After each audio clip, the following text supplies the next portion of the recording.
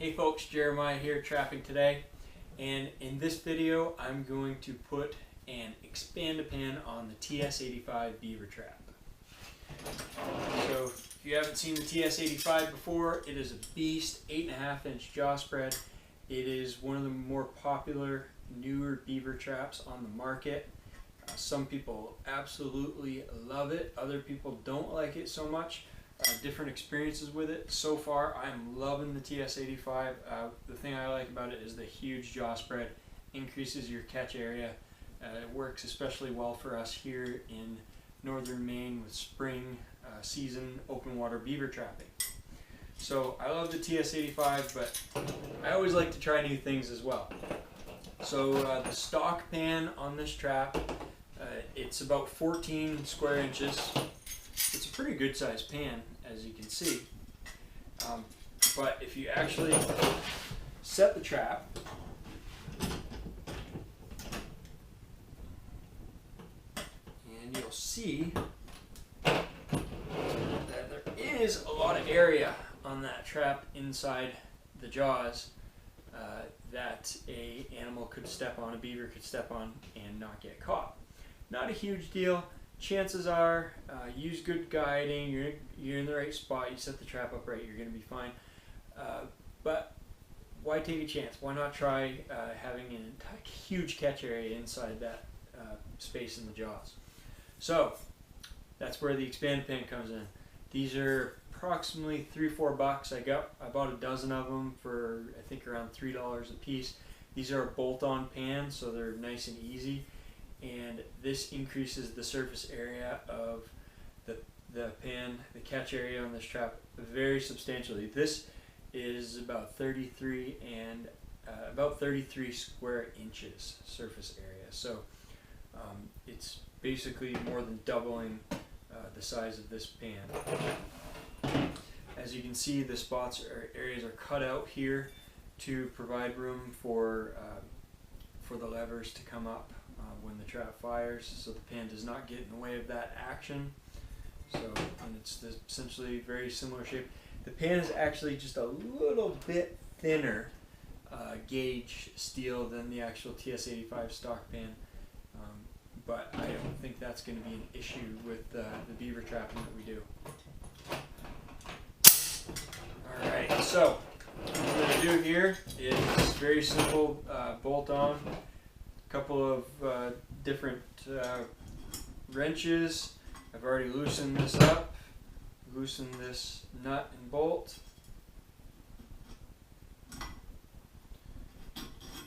Pull the bolt out. There is a piece of steel right there. And there's the TS-85 pan. Our friends Kotz Brothers on the pan, the distributor of the trap. Tim Schwatzky designed it and manufactures it, made in the USA. Awesome trap and awesome guys to work with. Here's the Expand-A-Pan. Just going to put that in place. Haven't done this before, so it looks pretty simple.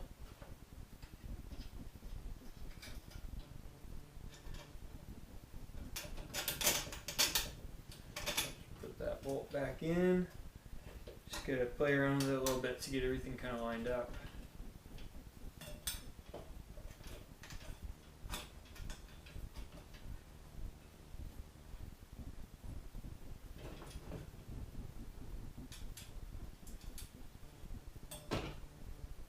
Alright, and I'm going to tighten this down.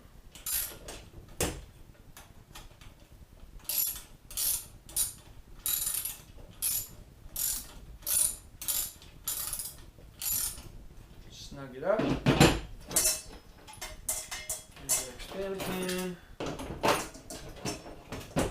Snug it up just a little bit more.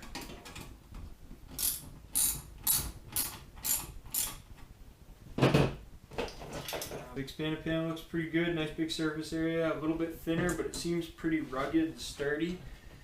Set the trap.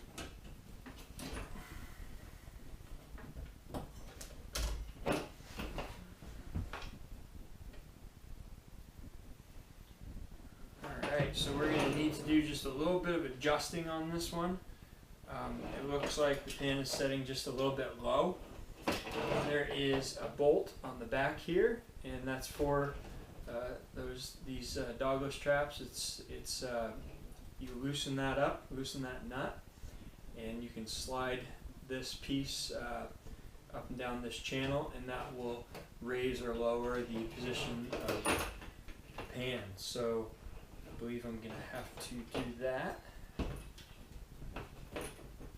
Alright, so it took a little bit of adjusting, but I got this tension tightened down on the Expand-A-Pan for this TS-85, and I got it just so that we're about a little over 2 pounds without the trap being set, so just enough tension. So what happens is when you put this bigger pan on, again, remember this is the original pan, you put that bigger pan on, you got a lot more weight, and more weight kind of further out away from the mounting point in the pan, and so it's going to take more tension to keep this thing from falling down. So if you have no pan tension on, get the trap set, the weight of the pan is actually making that trap fire.